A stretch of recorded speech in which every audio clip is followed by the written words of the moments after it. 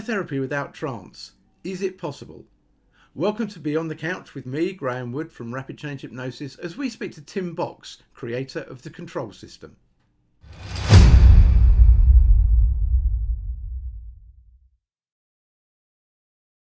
Hello and welcome to the next edition of Beyond the Couch with me, Graeme Wood from Rapid Change Hypnosis, where we deep dive into different aspects of hypnosis and hypnotherapy. When I first started doing this podcast, I pulled up a list of like 7 or 8 people that I really wanted to get involved. And this man was in the top 5. And I've been waiting for a long time to get hold of him. It's that busy that we're actually recording this on a Good Friday. So Tim Box, creator of the control system, a mind coach, and many other things. And we're going to chat about his control system, which is kind of hypnosis without hypnosis. So Tim, over to you. Just let us know a little bit about the control system, what it is and how it works. Okay, well, hello. Thank you for having me on your podcast, Graeme. So the control system is a way of utilizing hypnotic phenomena and direct work with the subconscious without actually having the need to induce any formal trance process. So the client can be eyes closed, but they can also be eyes open as well. It doesn't really matter either way. The idea behind it is that we don't need to access any particular depth of hypnosis to achieve change. We just need to actually get a sort of meaningful communication going with the client's subconscious, if that makes sense. With the thing that I've noticed in the years that I've been doing this is that there's always a reason why your mind is doing what it's doing. If we can understand that reason, communicate with the part of you that's doing it, and then give it a better reason to do something different, then we tend to see these fast changes that we talk about, these rapid changes, as you put it, you know. So how does that work? Because obviously with hypnosis, when we take them into a trance, we can either go on head nods or we read body language to see responses that are happening. If you're not taking them into that sort of trance, how do you get those responses from them? Okay, so it's funny enough, that was the thing that frustrated me a lot about trance, was how ambiguous it could be, because you were expected to, like you say, read body language, look for certain telltale signs of depth of trance, and then you'd be kind of talking to the hypnotized person, hoping that what you're saying was going in, hoping they were deep enough, hoping they were hypnotized enough, that kind of thing. And it didn't really sit very well with me. There was a bit of me that didn't think it was necessary, and there was a bit of me that was also a bit like, well, that's kind of frustrating, isn't it? Because I'm sort of feeling around in the dark here, almost literally, yeah? So the way that this works is we utilize these things called ideomotor responses, which a lot of people will work with ideomotor responses. I know you've spoken to Bob Burns on this podcast before. His swan technique is an ideomotor response. That's an example of that, you know, anything where our body reacts to the way we're thinking about things automatically, you know, without us consciously doing anything. That's what we'd class as an ideomotor response. So the way that we utilize this traditionally in hypnosis is we might have finger movements, and we can set up a finger movement for yes, a finger movement for no, and then we can actually have a conversation with your subconscious, whether you're awake or asleep or hypnotized or not hypnotized or whatever. As long as that part of you can hear what we're saying and can respond, then we can kind of, you know, I can ask questions, your mind can respond, we can find out how we can be of help, and we can actually target the work specifically rather than doing that feeling around in the dark stuff that we were talking about. Okay, so how does that work in practice? So if I came to see you for a session, not giving your secrets away, but how do there are literally no secrets. So, well, this is the thing as well. I mean, how do you evolve the session from a client coming in? I know you do a lot of work with anxiety. So a client comes in suffering with anxiety. Yeah. Okay. Well, what we might do initially, so I'm not this sort of person that just says, right, shut up, sit down, we'll hypnotize you and sort it out. I tend to want to get a bit of, you know, do something a bit kind of therapeutic in terms of asking people what they want to change, why they feel it's going on at the moment, where they feel it came from, something like that. It's not a case of needing to know the root cause. It's not a therapeutic analytical discussion. It's just, hey, what do you think is going on right now? What does that bit of your mind need to know? That kind of thing. And then when we feel like we've got an idea about how we might want the conversation to go, then I will literally just get the client to, you know, rest their hands somewhere that's comfortable for them. And then I'll just ask their subconscious to come forward and move one of the fingers. Yeah, there's no induction. There's no particular technique. It's this weird thing, you know, a lot of hypnotists think you have to do something to the subject to achieve hypnosis, when really all we're looking for rather than hypnosis, we'd be better off calling it something like subconscious dominance, basically bringing the subconscious forward without us consciously taking part in that.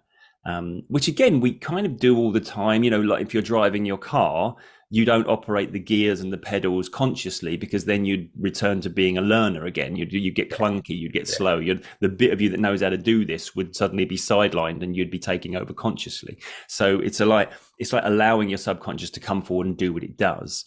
And then once we've got that interaction going, then we can start to ask some meaningful questions. And this is not like, okay, so I want to take you back to the first time this all occurred and the initial trauma. That there's no regression involved. It's literally, hey, you know this thing we've been talking about? Do you think you can change it for us? Yeah. So I'll give you an example, right? The first session that I did with anyone using this method was God knows how many years ago now, probably about 15 years ago. And it was fear of heights. And I literally got the lady's fingers moving. And I'd seen Barry Thane doing ideomotor responses. For those of you who don't know Barry Thane, absolute ledge. Check him out. He's got YouTube videos you can watch. Really, really awesome hypnotist. Yeah. And he would do ideomotor, but he'd do them in trance as part of the hypnosis session. You know, he'd take them down into a deep state of hypnosis, but then he'd start to have a conversation with their fingers, basically. And I'd seen him doing this. I thought, I love that. That's brilliant. And so I started to use ideomotor responses. And I got the yes and I got the no from this lady's subconscious. Again, she's not doing it consciously. If you're watching this podcast or listening to this podcast and you're thinking, what do you mean by that? It's a weird thing to explain.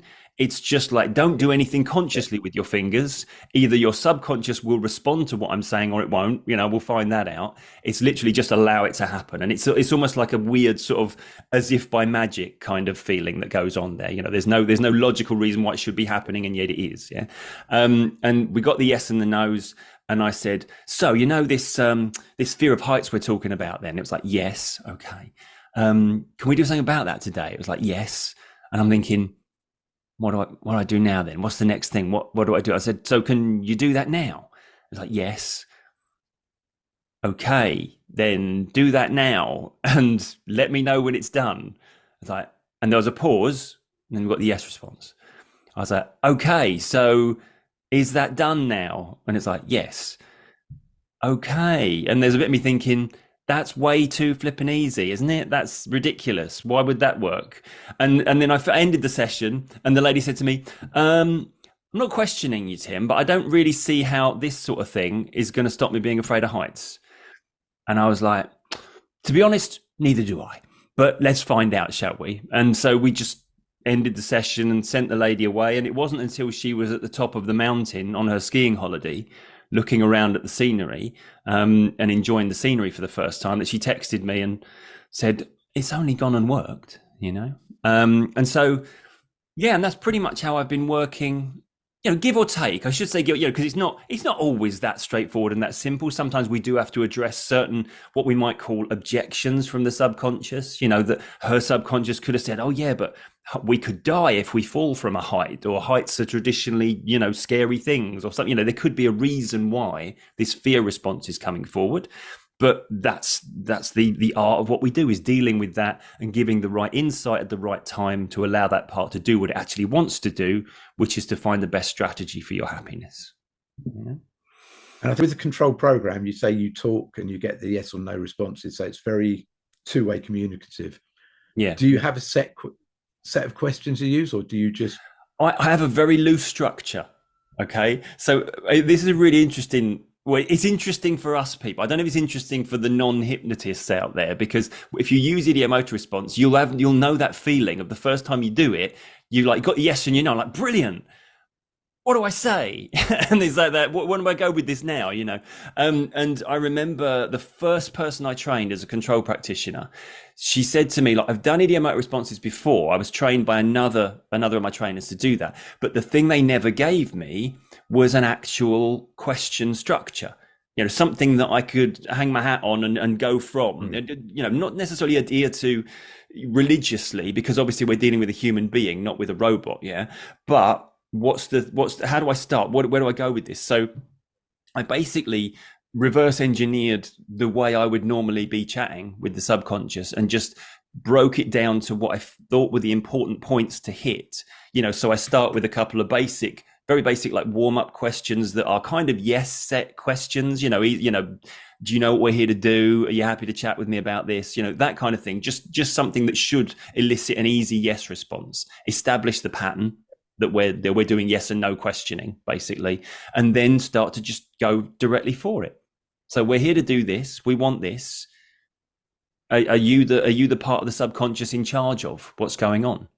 Yeah, because it's kind of a parts method that I use. I use an analogy of the captain and the crew of the ship, and with the mind being a ship and the crew being your subconscious, the captain being your conscious. That's a very basic model that we use. So what we want to do when we're breaking down the work we're doing is work with, okay, there's a certain crew member. Your crew are pretty much smashing it. Yeah, they're sailing the ship in a very, very orderly and very effective fashion, no matter how messed up we think we are. Yeah, but there's definitely a crew member, isn't there, that's trying to sail the ship in a direction that the captain doesn't agree with. So that's the crew member we want to speak to. Okay, so I'll establish that I'm talking to the right part, and then just ask it if everything that it's heard today so far, does it put you in a position to make changes? And then if it does, okay, let's do it. I'll give the signal and do it, and there's no magic technique. There's no we'll do a swish technique. We'll get you to visualize this. We'll take you back to no, it's like you do it and you give me a yes signal when it's done. Yeah. And that's what I love about this method and the use of the Ideomotor. So I had one, and I don't normally talk about self, I don't normally talk about, but I had one using a very similar system. Yeah. How did you get started in the hypnotherapy? I mean, I've seen you present plenty of times. At various conventions. Well, I wanted to get you on it because you're such an interesting guy, and you've done all sorts. And your presentations, a lot of the conventions you go to, and you see the same people doing the same presentation over and over again. You don't.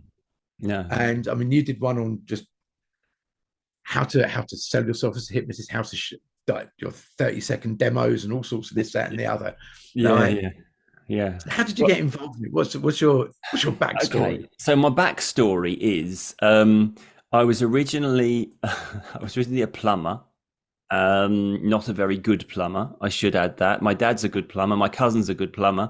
But my addition to the family business was I was a poor plumber. And there came a point, there's a bit of a leak. Yeah.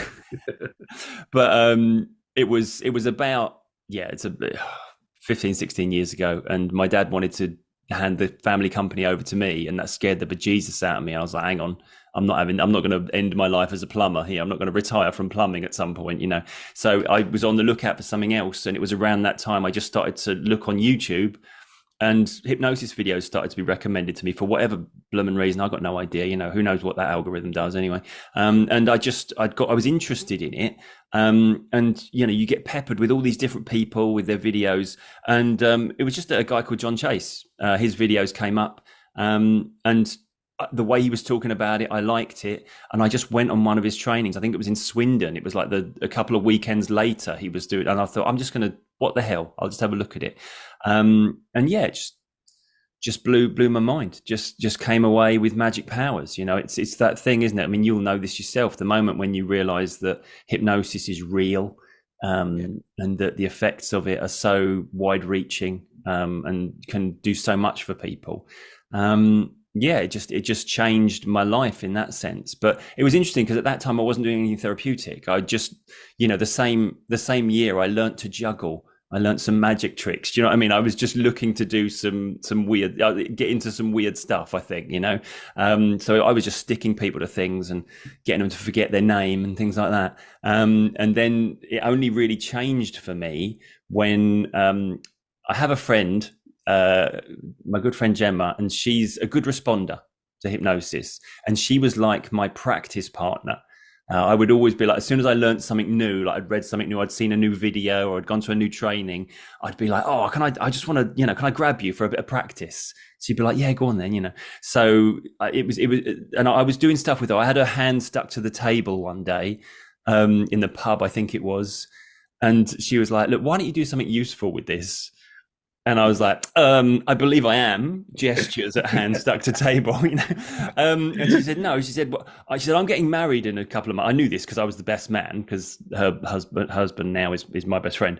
And she was like, and I don't want to wear false nails. And the ladies watching the podcast will know that false nails are not comfortable, apparently. And so she said, awful, they're dreadful. I mean, yeah, exactly. And she said, and I bite my nails. And I looked at her down at her hand. I was like, oh my God, you do bite your nails, don't you? And you know, when somebody's been biting them so savagely that they're bit a lot further back than is healthy, you know. And she was like, I don't know I'm doing it even. It's just happening subconsciously, you know. She said, I only know I'm doing it when I taste blood.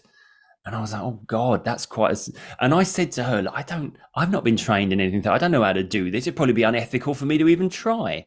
So let's have a go then, shall we? And we just, for right or wrong, whatever reason, I just did it like I would do any bit of hypnosis that I knew at that time. Put her into hypnosis, tell her she doesn't bite her nails anymore, wake her up. That was it. Yeah. And she looked at me after we did that and she was like, well, that obviously didn't work. And I was like, no, probably didn't. Let's never speak of this again, shall we? And get on with our lives. And that was all that was done. Then a couple of weeks later, she was round our house for something and she was like, oh, Tim, I forgot to tell you. Oh, my nails have started growing back. And I was like, what? And it was just like, brains all over the floor moment. Yeah, because it was just, and you know, I had to leave the room because I felt like I was about to burst into tears, you know. And that was the moment that every hypnotherapist will describe to you vividly, the moment when they first did something that changed something for somebody. Yeah. And as stupid as just stopping Gemma biting her nails so she could have her actual nails on her wedding day, that's the thing I always remember. And there was a bit of me that was like, hey, I would love to have that feeling more regularly. Yeah. You know, and so that's when I sort of dived down the therapeutic pathway, as it were. And you know, I chased down John again, got him to teach me his therapy method. I did all the diplomas and all the standard things that we do. Chased down another load of people that I was a fan of, and you know, got mentored by them a bit more closely. And yeah, just become obsessed with it as we do. You know, if there's one thing about hypnosis, like one misconception about hypnosis that you could just eradicate straight away, what would it be? Oh man! You're allowed to pick one. I wish you'd prepped me with that question. It's like, what's your perfect Sunday question, isn't it? If there's one thing I could eradicate, a misconception about hypnosis.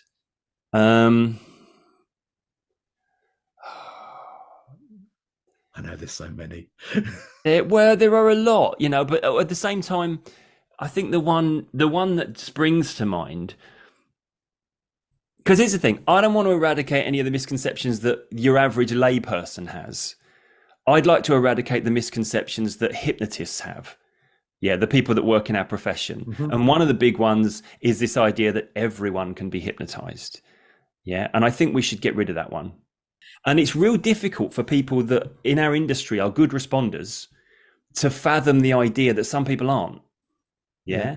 So I think if we could just get rid of that idea, then maybe we'd stop having people that are like one and done merchants that are like, come to see me, pay me however much hundreds of pounds that you're going to pay me. We'll do one session. You'll be sorted.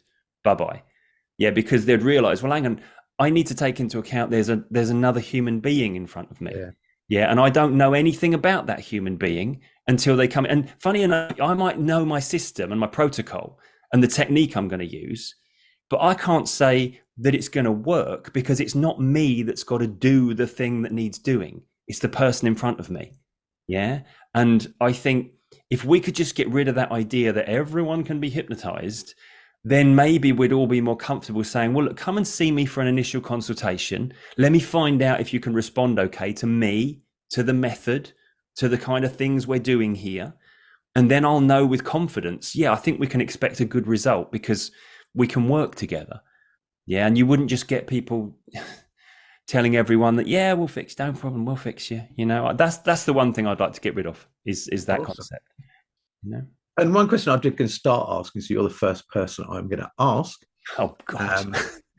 Is if you give one bit of advice, one bit of advice to a newbie, someone wanting to get in the hypnotherapy profession, what would that be? Oh, now that's the one where there is a lot. There is a lot of things. Yeah. Okay, give me as many as you want. Okay, right. So Let's build up an advice database so I can put all right. this into one video for a new hypnotherapist. Right. You get told that hypnosis is about confidence a lot of the time. A lot of trainers will tell you all about confidence, all about, telling it, don't wait to be confident. Yeah, because you won't be. You're not going to be confident the first time you do something, especially something as weird as this. I went from being a plumber to, oh, I'm a hypnotist now, am I? So I'm going to sit down with this person and say, I'm a hypnotist, by the way. Yeah. I wasn't confident. Yeah. I knew what I'd been taught, and I had faith in what I was taught, but I wasn't confident. So don't wait to be confident before you do the things that you need to do to learn what you need to learn. Yeah. This is one of those learn by doing professions. You don't learn from a book. You don't learn from listening to a lecture. You learn from doing it with people.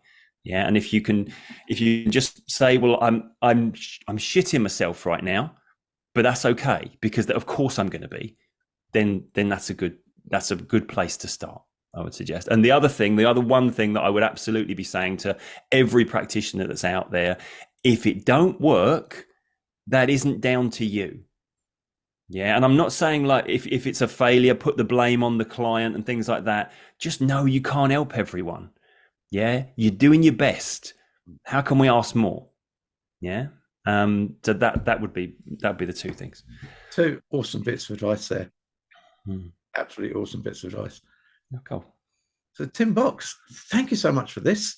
You're very welcome. It's been a pleasure. Hopefully people have got this far through and are still engaged. So if they're a therapist and they want to learn your control program, your control system, how can they get in touch with you? They can get in touch with me at thecontrolsystem.co.uk.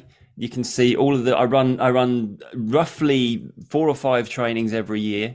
Or they can email me on tim@thecontrolsystem.co.uk. And just the training itself is not a long training compared to many trainings, because it's a keep it simple protocol. But yeah, get in touch with me and I'll send them all the details and come and train with me, because awesome. And I will be on one of your training courses as soon as I can get time, because unfortunately I had to cancel that one that I was booked on. There was, we've been talking about it for years, haven't we? You'll get there one day when it's ready. I'll become a hypnotist one day. And if you are someone who has seen a hypnotist, you've been to traditional hypnotherapy and it hasn't worked, again, how can they book in with you? Oh, they could book in with me. Same place. Well, info at the control system is normally what I use for my client inquiries. And it's initial consultation is free, just to see if we can work together, and then it's a 3-session protocol that I run with people, just so that we can make sure we got a good result for them. Absolutely amazing. So, Tim, thank you very much for your time. Thank you. Very informative, much, great fun, and it's been worth the wait. Thank you, mate. So I'm Graeme Wood from Rapid Change Hypnosis. Thank you for watching the podcast. And if you have enjoyed what you've seen, hit that subscribe button down below somewhere. If you haven't, send me a message. Tell me where we went wrong. We'll make it right for next time. Thank you very much for coming. Bye.